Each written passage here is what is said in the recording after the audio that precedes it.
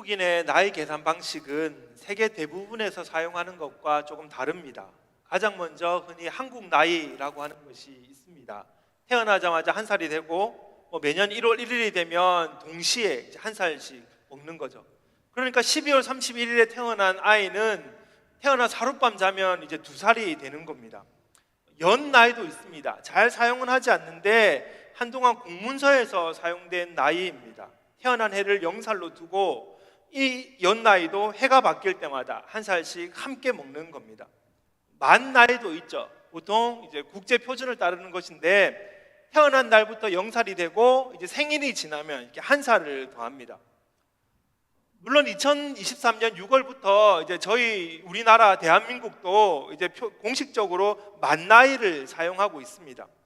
그렇지만 아직까지 일상 대부분에서는 한국 나이를 쓰고 있죠. 그렇기 때문에 나이를 서로 말하는 것에 있어서는 이제 혼선이 많이 생기는 상황입니다. 그래서 한 연예인은 TV에 나와서 자신의 나이를 29에서 31살입니다. 그렇게 소개한 것이 이슈가 되기도 했습니다. 나이가 혼란스러운 시대 속에 우리는 살아가고 있죠. 현대 나이라는 것도 있습니다. 혹시 들어보셨습니까? 본인 나이에 0.8을 곱하는 방식입니다.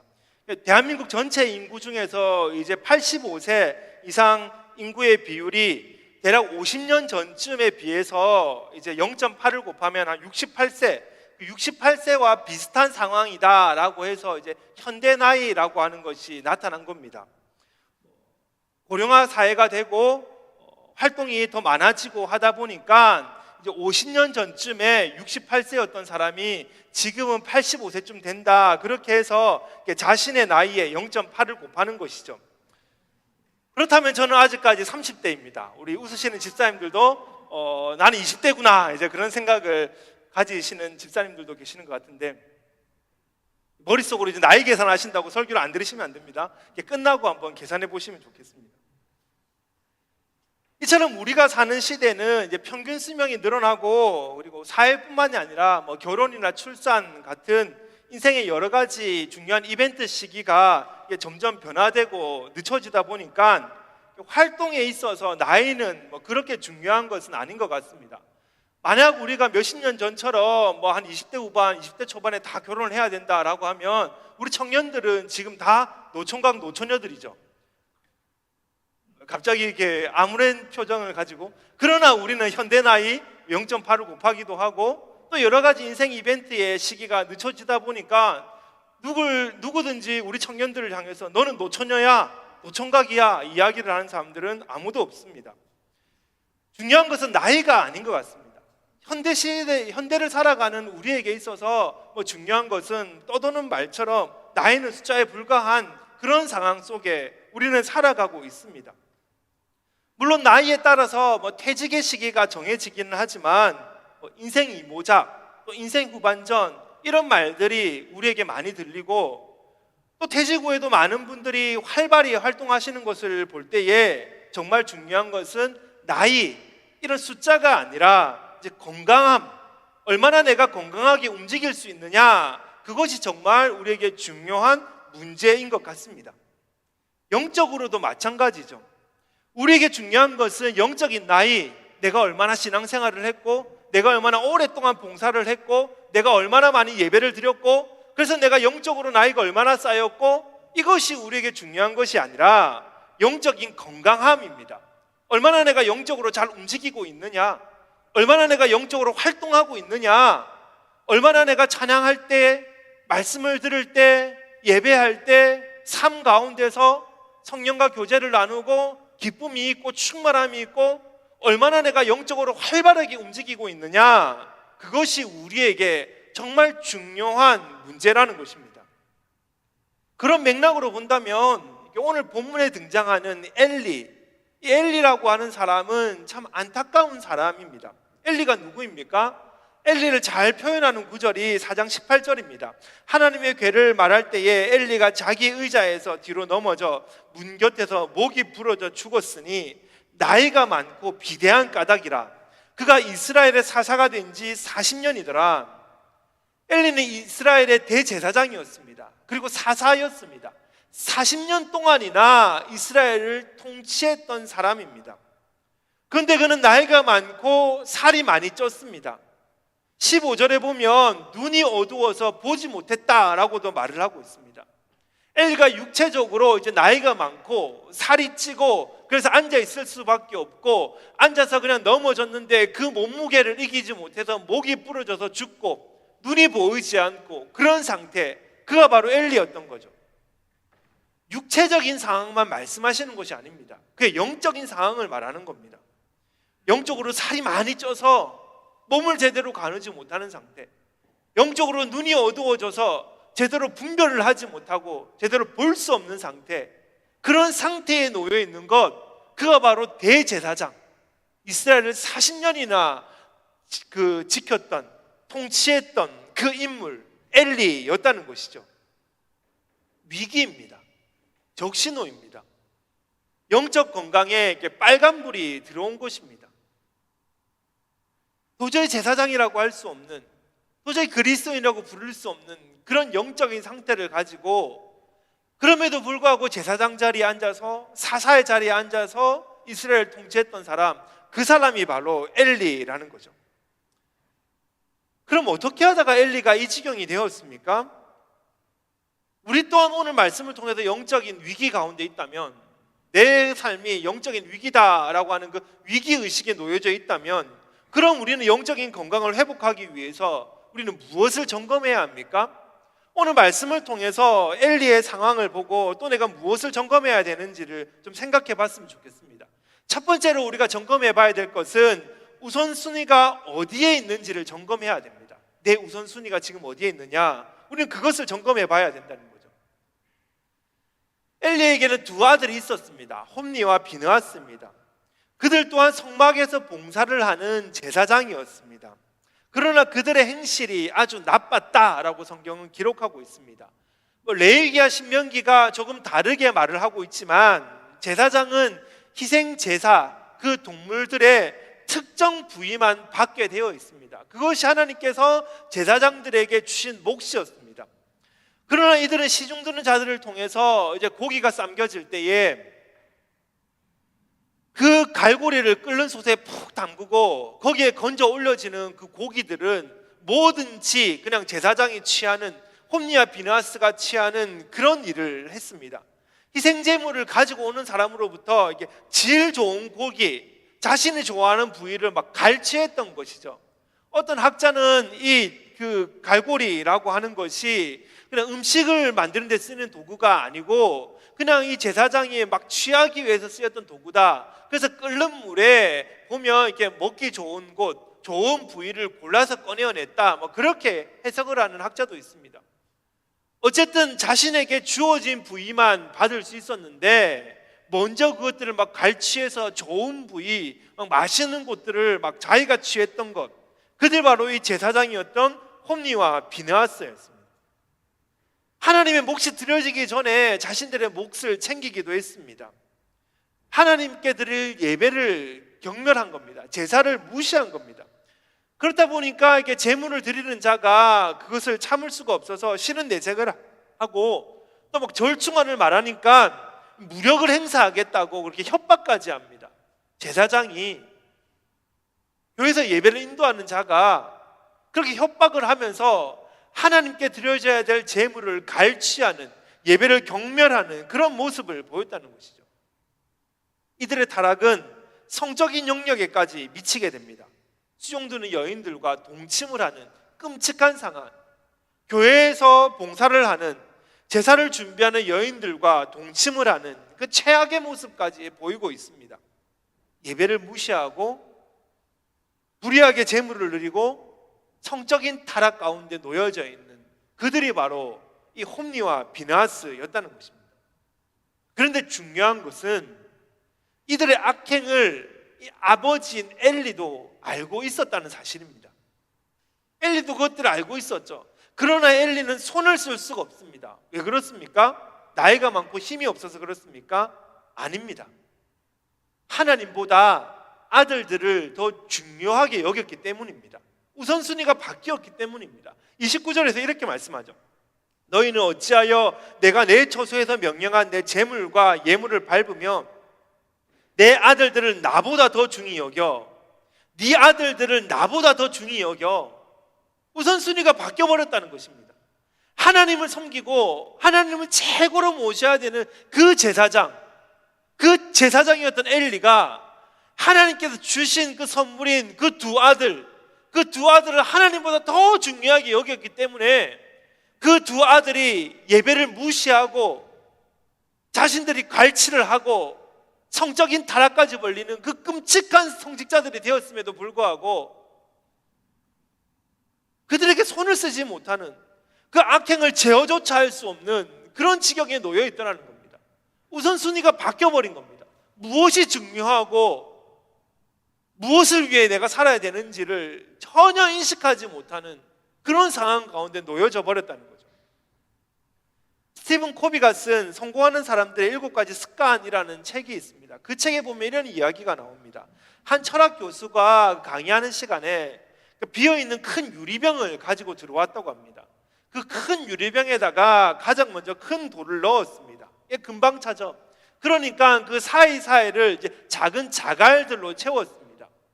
뭐 큰 돌 사이에는 공간이 생기니까 작은 자갈을 넣으면 그 작은 자갈도 사이사이에 채워집니다. 그리고 마지막에 이제 고운 모래를 부어서 그 유리병을 가득 채웠다고 합니다. 자, 그런데 만약에 이것을 반대로 놓으면 어떻게 됩니까? 큰 것부터 채우는 것이 아니라 작은 것부터 채우면, 고운 모래부터 채우면, 그리고 또 고운 모래 위에 자갈을 채우면 나중에 큰 돌이 어떻게 됩니까? 들어갈 수가 없습니다. 큰 돌이 들어갈 수 있는 공간을 확보할 수가 없는 겁니다. 우선순위가 그렇게 중요하다는 겁니다. 내가 볼 때 이게 더 좋고 내가 볼 때 이게 더 급한 것 같고 내 손에 이게 먼저 쥐어진다고 해서 그것부터 해야 되는 것이 아니라 우선순위라는 것이 있고 우선순위대로 일을 진행해 나가야만 결국에는 그 유리병을 가득 채울 수 있다는 것이죠. 왜 우리의 머리가 복잡하고 왜 우리의 인생이 뒤죽박죽이 됩니까? 우선순위가 바뀌었기 때문입니다. 하나님으로부터 시작되어야 할 나의 인생, 하나님께 드려져야 될 나의 인생이 나의 스펙, 나의 재물, 나의 건강, 나의 자녀, 나의 취미, 웰빙 이런 것들로 가득 채워지다 보니까 하나님이 들어갈 공간이 없는 겁니다. 하나님이 먼저 채워지고 그 사이사이에 하나님께서 주신 그 달콤한 인생, 웰빙, 취미, 자녀, 스펙 그것이 사이사이에 채워져야 되는데 그것부터 채우고 보니까 하나님이 들어가실 공간이 없는 거죠. 그래서 내 머리가 복잡한 겁니다. 내 인생이 뒤죽박죽 되는 겁니다. 이것도 채우고 저것도 채워야 되는데 우선순위대로 채우지 않으니까 다 채우지 못해서 내 인생이 엉망이 되어버리는 거죠. 하나님이 아연에 보내셔서 공부하라고 하신 그 목적들이 있고 또 이 아연에서 하나님을 예배하며 하나님을 높이라 라고 하신 그 말씀들이 있는데 당장 시험이 중요한 것 같고 논문을 마무리하는 것이 중요한 것 같으니까 저것부터 하다가 우리 청년들의 인생이 뒤죽박죽이 되는 겁니다. 머리가 아프고 야 이번 학기는 접어야 되겠다. 내년에 다시 한번 시험 치지 뭐.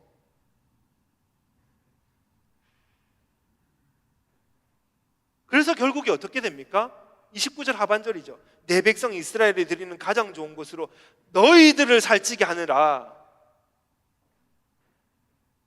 너희 자녀들만 살이 쪘다 그렇게 말씀하시는 것이 아니라 너희들이 살이 쪘다고 말씀합니다. 무슨 뜻입니까? 공범이라는 겁니다. 엘리가 엘리의 자녀들을 보고 탓하지 못하는 것이 아니라 알고 보니까 엘리 역시 공범이라는 겁니다. 자녀에게 손을 쓸 수 없는 그 무기력한 부모가 된 것으로 끝난 것이 아니라 공범이 된 것이죠. 우선순위가 바뀌다 보니까 하나님 앞에서 범죄한 자식들과 함께 자신도 배부르는 인생을 살게 되었다는 겁니다. 자식들만 그 재물을 갈취해서 자식들만 먹고 자신들만 살이 찐 것이 아니라 엘리가 그 재물을 먹고 함께 살이 찐 공범이라는 겁니다. 공범. 그러고 보면 이 우선순위의 변화는 사실 사랑의 변질입니다. 하나님 우리를 사랑하시기 때문에 우리를 창조하셨습니다. 그래서 하나님의 자녀이자 백성인 우리도 하나님을 사랑해야 합니다. 하나님이 목숨을 바쳐서 우리를 사랑하신 것처럼 우리 또한 하나님을 사랑해야 하죠.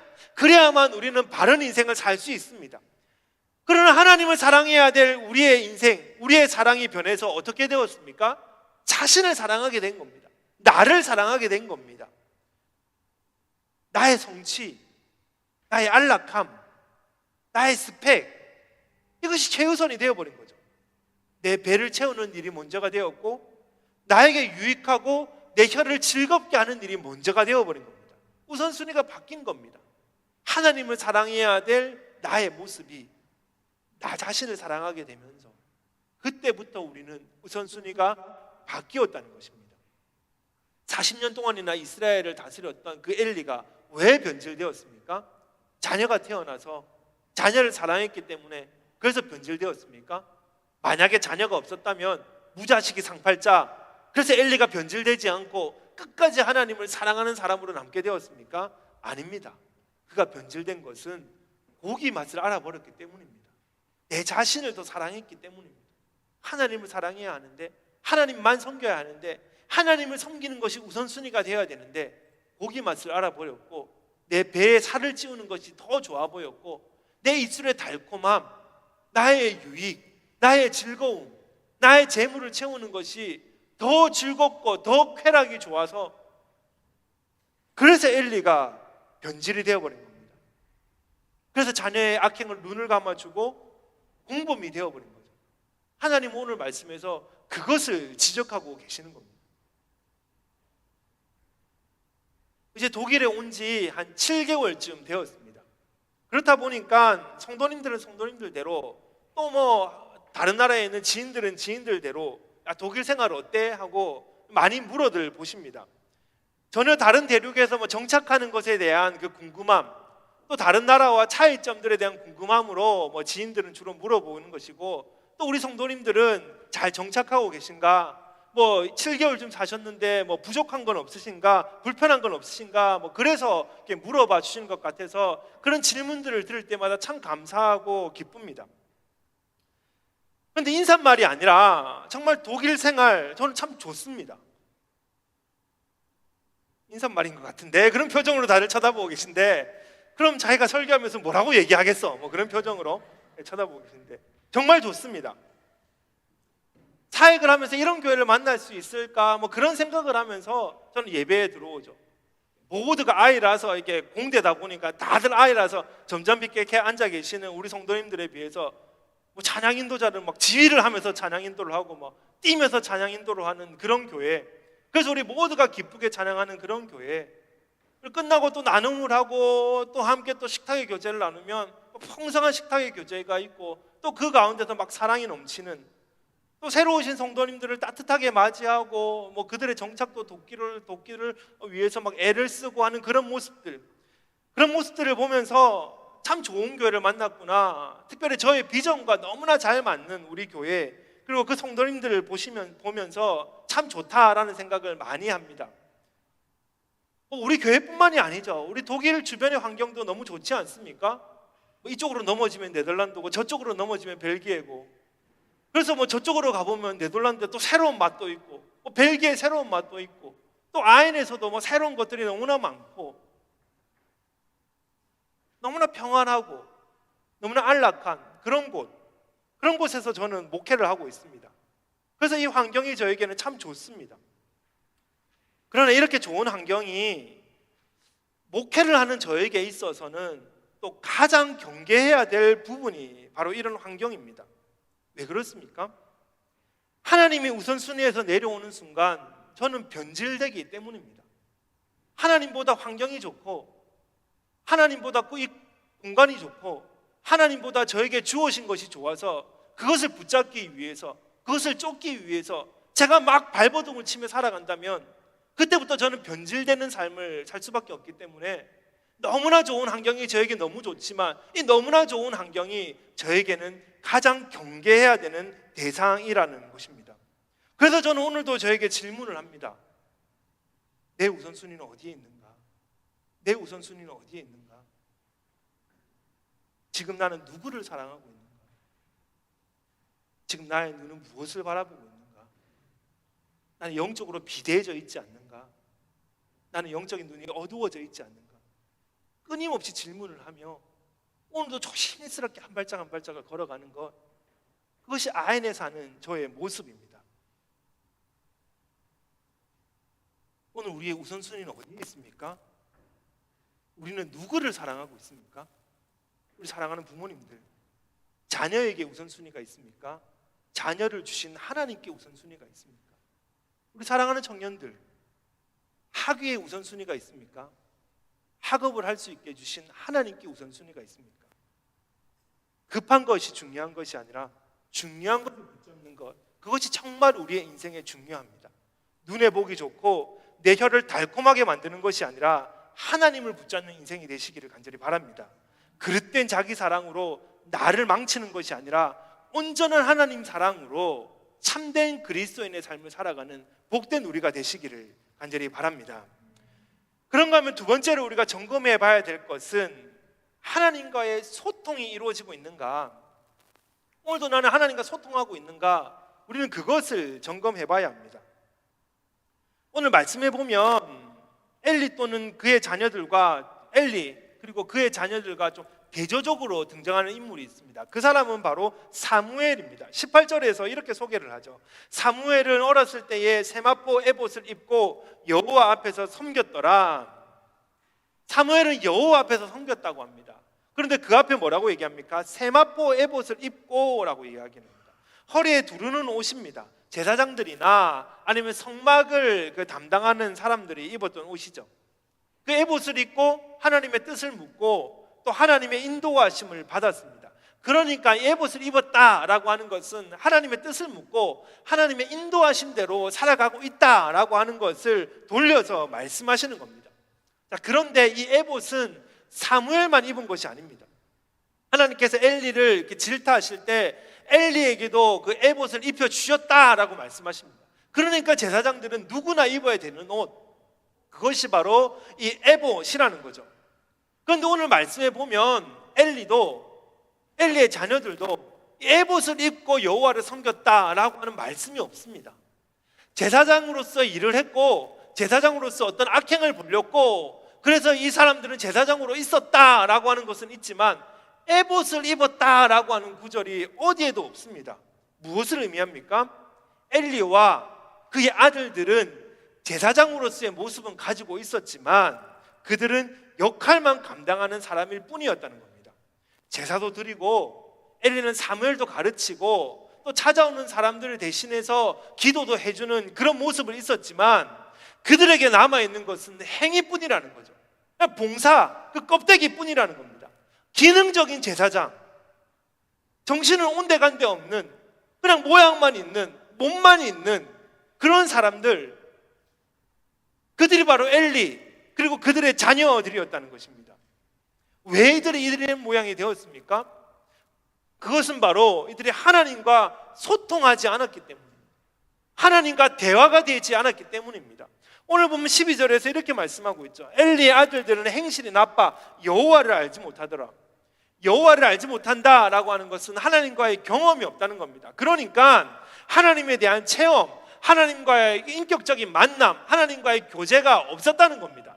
제사장으로서 제사를 드리지만 하나님을 만난 경험이 없는 겁니다. 회심하지 못한 겁니다. 하나님과의 체험이 없는 겁니다. 예배를 드리는데, 기도를 하는데, 찬양을 하는데 하나님의 음성이 들리지 않고 허공에다가 그냥 예배 행위만, 그냥 허우적대는 몸짓만 드리고 있는 것, 그들이 바로 엘리 자녀들의 모습이라는 겁니다. 그러니까 어떻게 됩니까? 무엇이 중요한지를 모르니까 자기들이 하고 싶은 대로 살아갑니다. 엘리도 마찬가지 아닙니까? 사무엘과 엘리가 잠을 자려고 누웠습니다. 하나님께서 사무엘을 부르십니다. 사무엘은 하나님의 음성을 들어본 적이 없으니까 쫓아가서 엘리에게 부르셨습니까? 라고 묻습니다. 엘리가 아니, 부른 적 없다. 가서 자라. 다시 가서 사무엘이 잠을 자려고 합니다. 또 하나님께서 사무엘을 부르십니다. 하나님의 음성을 들어본 적 없으니까 다시 가서 엘리에게 부르셨습니까? 그것을 3번을 반복하죠. 엘리가 생각을 해보니까 하나님의 음성을 들었나 보다. 사무엘이 하나님의 음성을 들었나 보다. 다시 한번 누군가가 너를 부르면 주님 제가 여기 있습니다, 말씀하여 주십시오, 주의 종이 듣겠나이다, 그렇게 대답을 해라. 그럼 하나님이 너에게 말씀하실 거다. 그날 밤에 하나님께서 사무엘에게 말씀을 하시죠. 사무엘은 그 하나님의 음성을 듣습니다. 근데 중요한 게 무엇입니까? 바로 옆에 있던 엘리는 하나님의 음성을 듣지 못합니다. 제사장이었고 사무엘을 키우고 있는 영적인 아비였는데 하나님의 음성을 듣지는 못합니다. 바로 옆에서 하나님께서 사무엘에게 말씀하시고 바로 옆에서 하나님께서 사무엘을 부르시는데 그 음성이 하나님의 음성인지 아닌지 엘리는 그 음성을 듣지 못합니다. 비극입니다. 충격입니다. 하나님의 전에서 하나님의 일을 하는 그 제사장들이 하나님의 음성을 듣지 못하고 하나님과 소통이 되지 않는 겁니다. 그러니 결과는 뻔하지 않습니까? 타락할 수밖에 없죠. 자기 배를 채우고 자기 욕심대로 살아갈 수밖에 없는 겁니다. 하나님과의 관계가 끊어진, 하나님과 소통이 되지 않는 교회는 죽은 교회입니다. 그래서 사대 교회를 향해서 뭐라고 말씀하십니까? 사대 교회 사자에게 편지하라. 하나님의 7 영과 7 별을 가지신 이가 이르시되 내가 내 행위를 아노니 내가 살았다 하는 이름은 가졌으나 죽은 자로다. 요한계시록에 나오는 소아시아의 7 교회 중에 한 군데입니다. 사대 교회는 자기들이 살았다라고 하는 이름을 가졌다라고 합니다. 예배가 활발하게 이루어졌습니다. 찬양이 들어지고 기쁨이 넘치고 봉사가 있고 언제나 즐거움이 있습니다. 기도를 하면은 막 뜨겁게 기도를 하고 다른 사람들을 잘 돕고 그래서 스스로 자신들은 살았다라고 생각하는 그런 교회였습니다. 그러나 하나님은 그 교회를 향해서 뭐라고 말씀하십니까? 착각이야. 주일마다 예배 드린다고, 네가 번지르르하게 기도한다고, 네가 헌금 많이 한다고, 네가 봉사한다고, 네 스스로 살았다고 생각하지만 아니야, 착각이야. 너희들은 죽은 교회야, 죽은 공동체야. 행위만 남아있고 종교적 열심만 가지고 있는 공동체, 하나님과 소통이 되지 않고 하나님과 전혀 교제가 일어나지 않는 공동체, 그 개인은 스스로 살았다고 착각을 해도 죽은 자라는 것입니다. 스스로 살아있다고, 그래서 나는 예배 때마다 막 활기가 넘치고 나는 예배 때마다 즐거움이 넘치고 나는 예배 때마다 정말 살아있는 예배를 드렸어, 스스로 착각하고 스스로 생각을 하지만 아니라는 겁니다. 아무리 예배를 드리고 아무리 성경 공부를 하고 아무리 봉사를 한다고 해도 하나님과 소통이 되지 않고 하나님의 음성이 들리지 않는 공동체는 죽은 공동체입니다. 교회는 종교적 열심을 드러내는 것도 봉사를 통해서 마음의 유익을 얻는 것도 아닙니다. 심지어 제 직업이 목사라고 해도 돈벌이를 하는 곳이 아닙니다. 교회는 하나님의 말씀이 전파되고 하나님의 음성이 들리고 하나님과 교제를 나누는 곳입니다. 오늘 예배를 통해서 우리에게 하나님의 음성이 들리지 않고 오늘 예배를 통해서 우리가 하나님과 교제를 나누지 못한다면 우리는 죽은 자라는 거죠. 죽은 공동체라는 겁니다. 저는 할 수만 있는 대로 우리 모두가 봉사의 자리에 있기를 바랍니다. 저희 교회에 등록한 성도는 누구든지 새가족 교육을 받고 어느 자리든지 들어가서 자유롭게 마음껏 살아가는 그런 교회가 되었으면 좋겠습니다. 먼저 오신 분들은 새롭게 오신 분들이 하고 싶다는 사역이 있으면 그 자리를 내어드리고 또 함께 교제를 나누고 또 그 봉사를 통해서 서로 성장하고 유익을 얻고 또 소그룹으로 돌아가서 봉사의 유익을 나누고 또 소그룹을 통해서 함께 성장하는 그렇게 활발한 교회가 되었으면 좋겠습니다. 그러나 그 봉사가 하나님의 음성이 들리지 않는 봉사, 하나님과 소통이 없는 봉사가 된다면 우리는 에봇을 집어던진 제사장이나 다를 바가 없는 자들입니다. 제가 오늘 설교를 하고 제가 오늘 예배를 인도하면서 하나님과 소통이 없는 설교를 하고 하나님과 소통이 없는 말씀을 전하고 있다면 에봇을 집어던진 제사장이나 똑같은 사람이 바로 저의 모습이라는 겁니다. 하나님과의 깊은 만남, 하나님과의 소통이 없는 봉사는 죽은 봉사입니다. 하나님의 음성이 들리지 않고 하나님께서 주신 은혜를 경험하지 못하고 살아가는 곳은 고문적 노동입니다. 우리는 그냥 종교심만 가지고 살아가는 그런 사람일 뿐입니다. 하나님과의 친밀한 교제 위에 있는 봉사, 하나님의 음성이 들리고 하나님과 늘 소통을 이루는 사역을 통해서 매일매일 살아있는 우리가 되기를 간절히 바랍니다. 오늘도 주의 음성을 듣고 주의 음성에 반응을 하고 예배 때마다 그 주의 음성이 좋아서 기뻐 뛰며 춤추며 예배하는, 그래서 그 뜨거운 눈물이 있는, 그 뜨거운 눈물이 마르지 않는 사랑하는 우리 아엔 열방교회 모든 성도님들이 되시기를 간절히 바랍니다. 함께 찬양하며 주님께 나가도록 하겠습니다.